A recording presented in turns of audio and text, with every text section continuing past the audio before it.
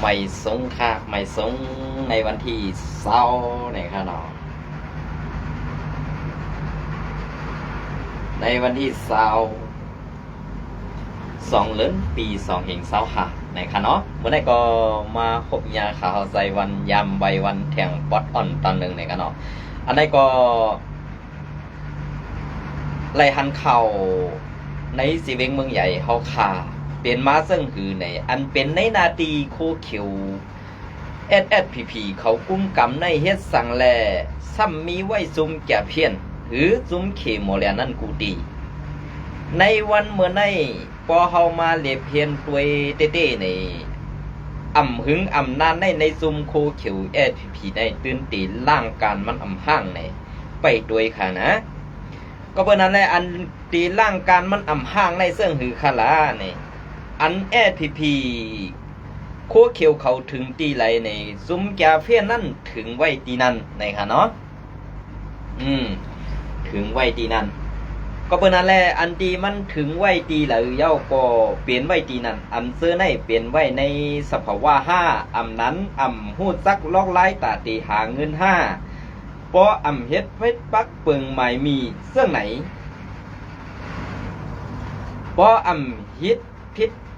ลองพิษปักเปิงใหม่มีในซุ้มโคเขียวเขาหมอเฮ็ดลองหาเงินหาตองเยาในค่ะเนาะอันนี้ก็ขาเฮาใส่วันไข่ผู้ขี้แก่ไข่ปองว่าในสัตว์ปั่นซุ้มโคเขียวในตีเลยเฮ็ดขี้คาเปิ้นกว่าซึ่งไหนก็เย้าหือกวยกาลองตั้งเฮ็ดเป็นขี้คาเปิ้นนั่นซ้ำเอาข้อความอันดาว่าเฮ็ดการตาซื่อสัตย์นั่นออกหน้าเสียเก็บเอาลูกหลานปอเมพี่น้องคนเมืองไกลเอาขากว่าเซ้อกาเฮ็ดคาเซ้อหิมตินในมืออยู่ในคาเฮาไขผู้ให้แก้ว่าออกอ่อนแลไปว่นคนหลงในซุมโคเขียวในวันเมื่อในเปลี่ยนไว้ซึ่งหือเปลี่ยนไว้ลูกอ่อน3 โคผ้านั้นเปลี่ยนไอเท่าใหญ่นกเก้าเท่าหมูหมานั่น5ในขาเฮาก็ปองเซอร์ตีในเนาะสังว่าเพอปองเซอร์ในก็ขึ้นซับเลี้ยงนี่ขาเฮาใส่วันมาอีกหนึ่งในค่ะเนาะค่ะอันนี้ก็เดี๋ยวมาดีข่าวเรือแดงเมืองใหญ่เนี่ยค่ะเนาะผมเจอเขาเนี่ยซุ้มจ่าเพี้ยนในสีเวียงเมืองใหญ่กำพองไล่ค่ายอยู่ดีเมืองหนองดีทุ่งเมือง5ก่อตึกสืบมีหงจ่าเพี้ยนเปลี่ยนเรื่องค่ะอันนี้ก็พี่น้องเขาส่งมาปั่นให้ไซวันเอาข่าวออกข่าวปั่นอีกนึงนี่ค่ะเนาะอันนี้ก็ถ่อมด้วยดีๆค่ะนะในสีเวียงเมืองใหญ่ได้เมื่ออันตั้งได้มีตีห้องกวนตีห้องซัดดีวะอันยำลาดว่าตีสีเวียงเมืองใหญ่เนี่ยพวกอาลามไต้ขี่กาเข่าเมืองใหญ่เย้าเนี่ยตีเอาหุ่มลมปั่นปอเมพี่น้องกวนเมืองใหญ่เขาข่าอันว่านั้นในวันเมื่อใดซุ้มจ่าเพี้ยนในสีเวียงเมืองใหญ่กำพองไล่ค่ายกว่าอยู่ตีเมืองหนองตีทุ่งเมืองก่อตึกสืบมีหงจ่าเพี้ยนไว้อยู่อันไหนค่ะนะมีหงจ่าเพี้ยนไว้อยู่วันที่2 เดือนปี2565ไว้เสียของสีซึกมันเข้ากดทัดหงกันจ่าเพี้ยนอันจุ้มซึกเมืองเมืองแหงเขา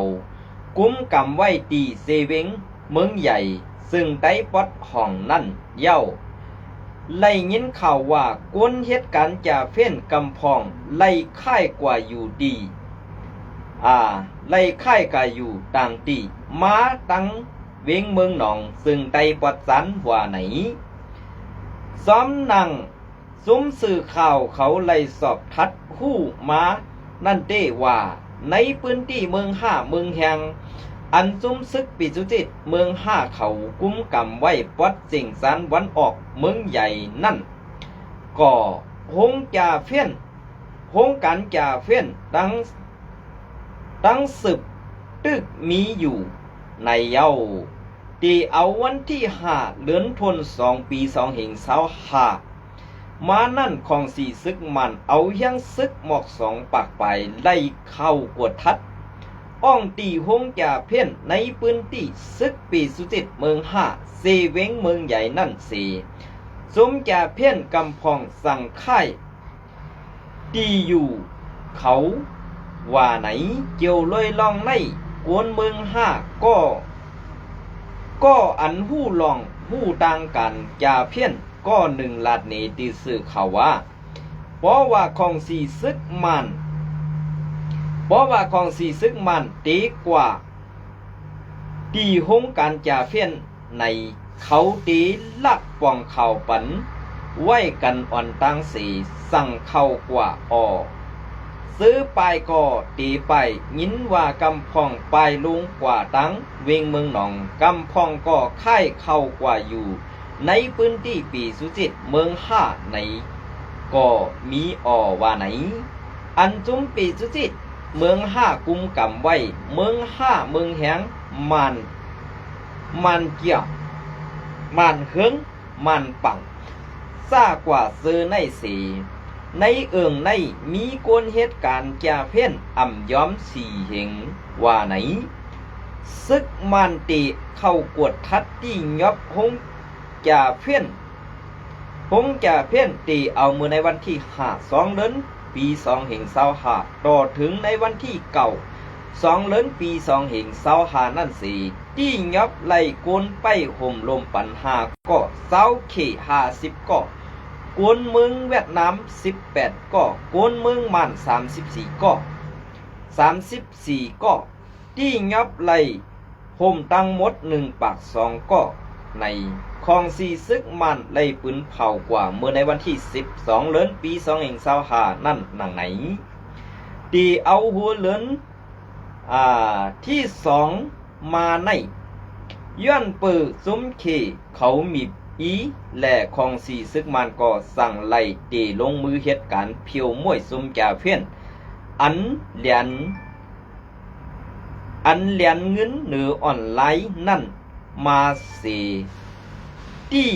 กุมกำไลกวนเหตุการณ์จาเพี้ยน1เหง3ปาก1เหง30ก็เย้าว่าไหนของสีซึกมันเขาปืนเผาไว้ว่าตีห่มมือกันตั้งเมืองหิมหอมสีเพียวมวยซุ่มก่อการให้ซุ่มจ่าเพี้ยนอันลักเอาเงินเนื้อออนไลน์ซ้อมแลนดินนั่นกว่าในอยู่เย้าย้อนน้อมขนออันได้ก็เมื่อไกลลากว่าตีเรือนยังมือใหญ่อ่ำไล่ต้วยหัวข้อเข่าในย้อนน้อมขนออันได้ก็เป็นเงาแรงหุ่นใหม่เตรียมต่างไว้ค่ะเป็นสื่อค่ะในเซเว่นเมืองใหญ่ซุ้มอันตีเอาห่มลมปัดซุ้มแกะเพี้ยนในวันเมื่อไหร่นะตีมีซุ้มซึกว่าซุ้มซึกปีจุติแล้วก็ซุ้มซึกโคเขียวSPPนะในวันเมื่อไหร่ไว้กะอันตีเอาห่มลมปันไว้ในม่านอ่ำหู้ห้าในหู้เขาไว้กะอันเป็นซุ้มปีจุติบางซุ้มเต้ไล่หับเงินตีซุ้มแกะเพี้ยนนั้นมาสิขึ้นเอามาสร้างปันซุ้มลงปองซึ่งมันมังจีตึงอันเป็นลุงบอกซึ่งซึกมันนั่นผู้หันกันดีอยู่ไว้กะอันว่าเพราะมีจุ้มซึกเขเข้ามาซ้อมป้อในซึงมีจุ้มซึกเขเข้ามาซ้อมป้อในซึงอันนี้ซึกมันตื้นตีเอา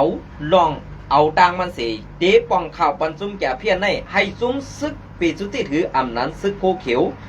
UWSA เขาซื้อในย่ายสมจ่าเพี้ยนกว่าตีหนึ่งเย้าตีหนึ่งในเมืองไต้ป้อจอดตัวกว่ากูตีกูตังในคะเนาะอันใดก็ป่องแรงถึงพอมีพี่น้องคนเมืองไต้เขาอันไรเฮ็ดกันปันจุ้มจ่าเพี้ยนนั้นให้สติดูไว้เด็ดค่ะสังว่าจุ้มซึกเขเขาเข้ามาเอาหน่วยคอมมานโดหรือหน่วยพึกอันกล้าหันตาตีเข้าจับกุมตูคนเขนั่นกูไล่ซับยากวนอันกว่าเกณฑ์สร้างเฮ็ดกวนพยายามเขานั่นค่ะสั่งว่าเขายอบไล่เย้าส่งเข้าเมืองเขไหนตามตายเมียวเหลียวไปขานะซุ่มในก็เปิ้นนั่นแหละผักพังถึงอันกวนเมืองไต้เขาไล่หากินหยับไล่หากินรองตั้งอันหยับอึดซื้อนั่นแหละ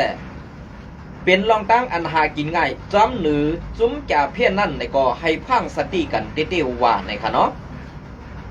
ก็เบอร์นั่นแหละอันที่ข้าวไซบันออกมาลัดในก็จะว่าใครเซ่ใครนี้สั่งในซุ้มโคเขียวหนังเก่าก้วยกาวาลองเต้นั่นเขาป่วนไรในขนมเหมือนจะหนังไอ้ดอยขอว่าหลูได้เพียวเป็นซุ้มโคไลกันเนี่ยมันตีหลูได้เพียวค่ะซุ้มโคไลในมันเป็นซุ้มเพียวกวนก่อกันให้ซุ้มก้าไข่กวนและซุ้มจ่าเพี้ยน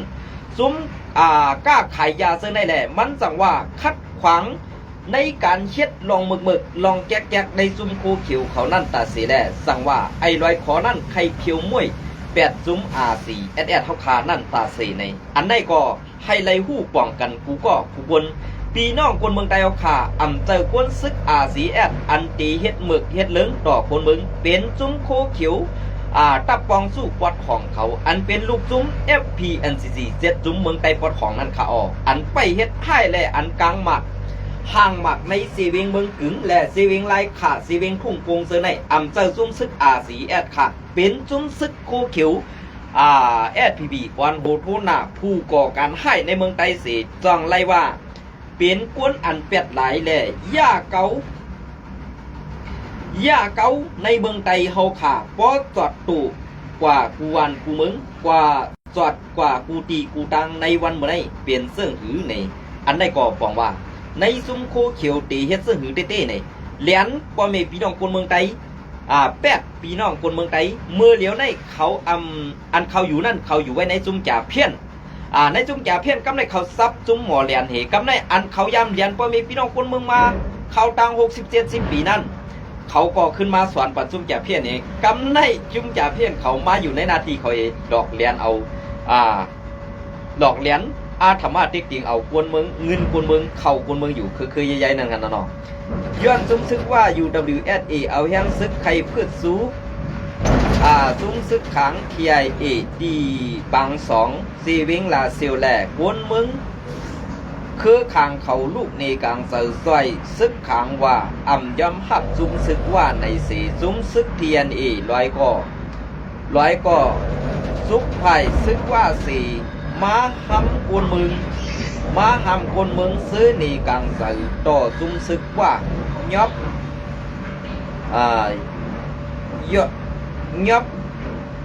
ซึกว่ายอบนั่นอยู่ในเย้าอิงเนื้อลองตั้งในสีว่าซึก100 TNLA ปึงว่าสีคากิต่อกูจุมในนั่นหนีเงามันเฮียงเย้ามีไอไตตูเหลือว่าเกาอยู่ลาเซียวหันไหนนั่นมันกินขี้เสนวันรับกวยโยเนี่ยยินจมค่ะพี่น้องลาเซียวเขาอันตีไข่หลานนั่นเด้ตีป้าไอยังเปิ้นห้อยซาไอเมียงมนเขียวตอมขี้นั่นขนมเพราะว่าได้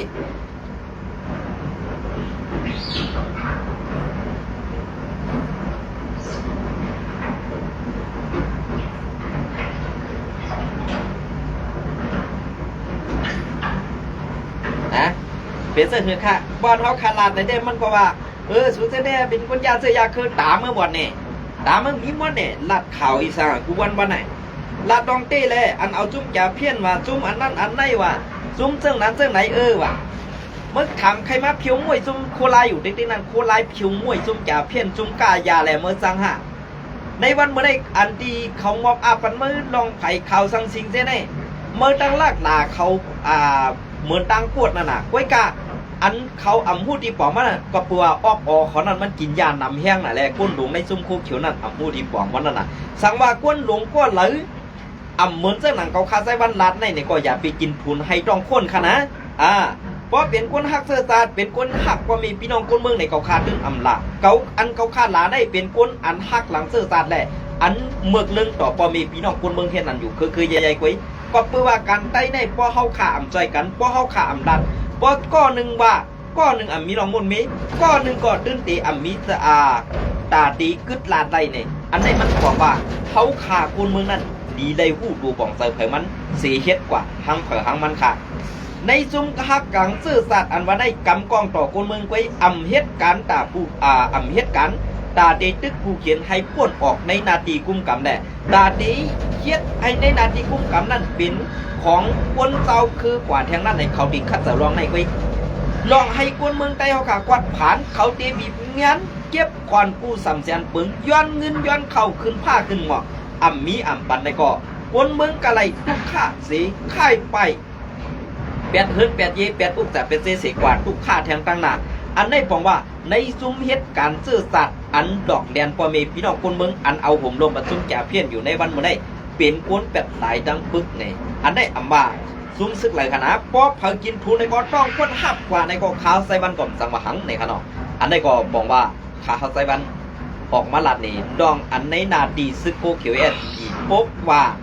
ในสีเมืองใหญ่เป็นนาตีกุ้มกำผีเย้าในก้วยกะยินข่าวมาข่าวตังหึงเย้าที่ในซึกมันตีย่ายตีลาเซียวมาเฮ็ดดึงยีมูตีเมืองใหญ่ก้วยกาตีเบียงลาเซียวในตีอับบันกูก้างแหละว่าเขาอยู่ในเขาอันในก็ปานเปืนเพื่อวางแผนไปกูซุ่มๆมาสังว่าอาเซียนในมีแห่งซึกเสกพืชขึ้นเมื่อก่อตาเตมืออุกขึ้นซุ่มซึกอันแข็งแห้งแหละอันมีนาตีอุกเบิ่งนั่นก่อในเดียหยับก็เปิ้งหยับซึ่งคือล่ะหยับกับไอเงือโคเขียวผู้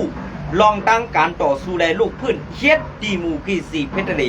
กำได้อันเป็นจุ้มยิบกองกลางเล็กๆอ่อนๆนั้นขึ้นปอกเป็นมาร์กใหญ่สีซุ้มโคเขียวเย้าแหละในวันเมื่อได้เปิ้นถิบโหโคเขียวเลียนเปิ้นเหยียบโหโคเขียวเลียนอยู่ในวันเมื่อได้มันตึกว่าซุ้มโคลายซุ้มเปียดซุ้มหักซื่อสาดวันเมืองซุ้มไปวันไปเมืองเฮ็ดไหนอยู่ที่ติ๊กเนี่ยมึงมีออกก่อว่วนพองมึงมีหมักตาก่อโดยพองนะอันไหนอย่าไปว่าเกาหลาค่ะอันไหนเกาคาใจวันเลยล่ะคุยการลัดรองตีไว้นะยินจมแล้วไม่สูงค่ะ